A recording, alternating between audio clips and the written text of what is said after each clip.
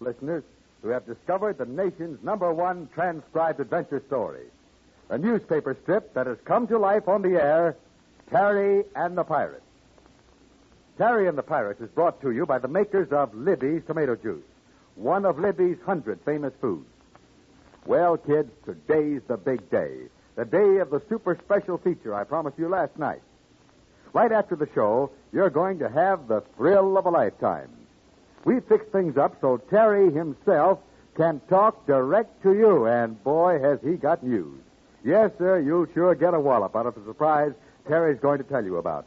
Not to mention the thrill of hearing direct from him way over there in China. So keep your ears glued to the radio, boys and girls. The minute the show is over, the big news will break. And now, Terry and the Pirates. Well. Things have taken a turn for the better as we join Terry and his friends in the Dragon Lady's hideout in the Chinese mountains. With the help of the powerful servant, Big Stoop, all our adventuring friends have been freed from the stone rooms. Yes, and with the help of a peculiar periscope, really called a terryscope, our friends have made prisoners of the Dragon Lady's assistant, Mr. Keel, and the crook, Lawyer Spur. It's a cold, gray, misty morning now. Dude Hennick, the plane pilot, has released April Kane and Burma from their cell and has taken them back across the field to his plane. He hopes to get it set for a takeoff. So let's join Pat Ryan and Terry. The huge, silent Big Stoop is with them. He holds Mr. Keel by the collar. Well, Pat, what's our next move? Dude's taking the girls to the plane. He's going to try to fly them away from here. We want that radio invention, even if Brother Keel isn't keen on helping us. I do not know where it is. I've told you that before. Yeah, I know. I've told you. I followed Mr. Spur to this building. I saw him force a window and enter.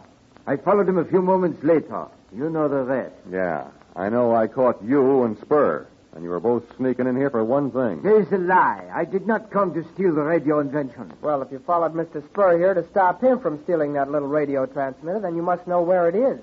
I was mistaken. I only thought I knew where it was. I thought you were the Dragon Lady's right-hand man. I am employed by the lady, that is all. That's enough. Say, what's become of Connie? She was standing here a moment ago. And if that word-twisting Chinese boy does anything more to get us in hot water, I'll skin him alive. Say, you got that terryscope with you? Yeah, right here. Ah, so that is how you look down into the room below, eh? That's right. We saw the Dragon Lady take the portable transmitter out of a cabinet. You know, Keel, I think the Dragon Lady would like to know that you and Mr. Spur had planned to steal the radio invention from her. That's a lie. Now, look, Bristletop. Did the Dragon Lady know you came over to this building just before dawn today? No, I saw no reason Okay, she'll want an explanation. And I'm just the little old fellow who can give it to her. She won't believe you. I think I can do business with your boss. What are you going to do, Pat? Well, we just caught Lawyer Spur and Mr. Empting Keel. Both of them trying to steal the radio device. That is not so. You be quiet. I'll have Big Stoop shake your eye teeth out. And where was I? Oh, yes. The Dragon Lady doesn't like her help to double-cross her. She will not believe that I did that. Then what are you so nervous about? Now, look, Terry, it's daylight now. We can't go outside, at least not yet. Use the terryscope and take a look around, will you? Yeah, sure. See, I can open a small window and stick the terryscope out just far enough to... Oh, I'll look through this end of the terryscope and... Well, what does the wide world look like outside? Pat, she's coming this way. I can see her. She just came out of a doorway. The Dragon Lady? Yeah. We can't stay here. She'll open this door and come in. Yeah, now look. You, Stooper. Take 'em bad fellow in that room. Hold 'em mouth. No talkie, savvy? And you, Terry. Go with Stoop and Keel. Oh, here, you take this gun. And hold the door open just wide enough to see out here with the terryscope. Well, what are you going to do? I don't know. But I want to talk to the lady. We can't make a deal with her. Well, she's right here, and I can handle her. Go on now, get out of sight.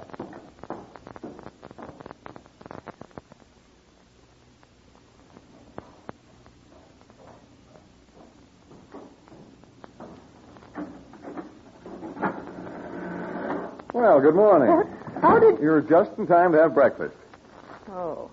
Good morning, Mr. Ryan. It's a little early in the day to talk, but you want some explanations, I'm Speak sure. up and be quick. Now, hold on. I don't like that tone of voice. You sound like you were still cracking the whip. Well, what is the meaning of all this? Who dared to let you out of your room? I gave no orders. Never mind that. I have other news for you.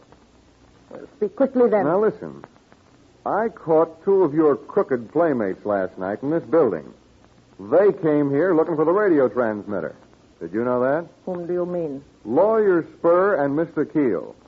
Of course, if you sent them here to break in by way of a window, then it's different. How can I believe what you tell me? Now, stop acting like a prima donna. You and I have tangled before, and we've always taken each other's word, right? Mr. Ryan, what is it you wish? Well, I figure it this way. You stole that radio transmitter, but I'll make a deal with you. After all, those 2 gents, Spur and Keel, were going to steal it from you. They couldn't do that. They could try. I should like to question those men. Plenty of time for that. Now, what about you and I? What is the plan you have? I don't want that radio transmitter for myself. I want it for the Chinese army. They can use it against the invaders. I shall not give that invention to you. I need it for myself. Okay. But why prevent the Chinese army from using it? Let them have it, too. I don't want any money, nothing. The invention belongs to the girl, April Kane. Whatever money comes from it goes to her. Then I should talk to her, not you. You'll talk to me and like it. And if I refuse to listen to you any further? Then I'll tell you something else you won't like. You had a servant once, a huge man mountain, strong as a couple of oxen, and a disposition as sweet as a baby's smile. You remember him? We call him Big Stoop because he can't talk. Well? He can't talk because you fixed it so he couldn't. He hasn't forgotten that, and I don't blame him. It was Big Stoop who broke in here and let us out, and he's not very far away. If he ever gets his big hands on you, it's goodbye. See what I mean? No, I don't want him to break you up in little pieces, but Stooper is hard to control when he gets mad. And he's sure real mad with you. I can walk out of here No, you can't, lady. Don't turn around and don't try to use a gun. Dragon Lady doesn't happen to have a gun up her sleeve, Terry. Mr. Ryan is correct. I have no gun. Hey, Terry, come on out. That Big Stoop staying there with his pal. Super, you stay here with that fellow. Hold them tight. Oh, Dragon Lady. Kind of early in the morning, huh? Terry Lee, you will not live long in this country. You have a charmed life, but good luck cannot follow you forever. That's a very pretty speech, but let's stick to our knitting. Do we make a deal? I have no objection to assisting the Chinese army. I bear the army no grudge, but I shall not give up the radio transmitter. All right, what will you do? I owe you a debt. You prevented Keel and Spur from making off with the invention. I shall repay that debt. Fair enough. I shall accompany you to the headquarters of the Chinese army. We shall submit the radio transmitter. If accepted, any money received shall go to the girl, April Kane. However, I shall have the right to produce these small transmitters for my own use. Is that clear? Yes? It's a deal. Well, let's get the transmitter and get started. Very well. Follow me. Where are you going? Into the large room across the hall.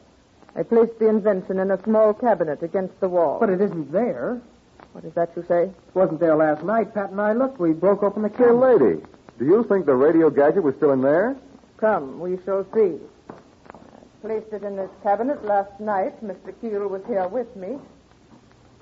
Oh. Go. Well, we knew it wasn't in this cabinet, but we thought you'd taken it away and hidden it someplace else. So you and I have both been cheated, eh? Now, neither one of us have the device. Well, just a minute, lady. Just a minute. What kind of a game are you trying to play? You know where the radio device is. You know it wasn't in this cabinet. And now you're trying to pretend it's been stolen from us. No, I don't swallow that line. You can't make me believe a third person took the radio from here. This cabinet was locked when we broke in, and the cabinet was empty. Very well. If you didn't take the invention, and if I didn't, and you have my word for that, then suppose you tell me who did. Transmitter. Who's got the transmitter? Well, it looks like the Dragon Lady and Terry and Pat will work together yet.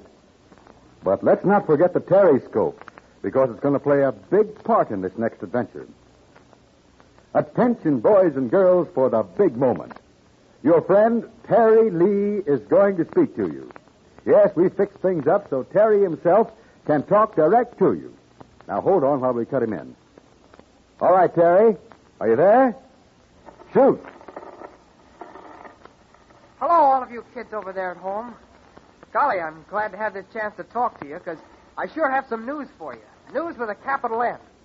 You know that periscope I figured out? The one I made with some cardboard and pieces of mirror the girls dropped through the wall? Say, that good old periscope has sure got Pat and Connie and all of us out of plenty of tight places. Well, now, look, here's the big news for you. Every one of you kids can now get a periscope of your own that's exactly like the one I made. How's that for a swell surprise? Of course, in a way, your periscope will be better than mine, because I just have to use what I could find, broken pieces of mirror and a piece of old cardboard Connie found stuck in a window. But your periscope will be brand new and beautiful. Take it from me, kids, a periscope like mine's a keen thing to have. Why, you can see around corners with it and see what's going on behind you and over your head. Well, golly, I guess you remember how many times that periscope has saved the day for us. Of course, I'll be real pleased to think of all of you kids getting a periscope like mine, so I sure hope each of you sends for one right away quick. I guess the folks at the other end are going to give you the dope on just how to get it, so I'll sign off. Goodbye now, and I hope you'll send for your periscope soon. Thank you, Terry. Thanks a lot for telling the boys and girls over here about this wonderful surprise.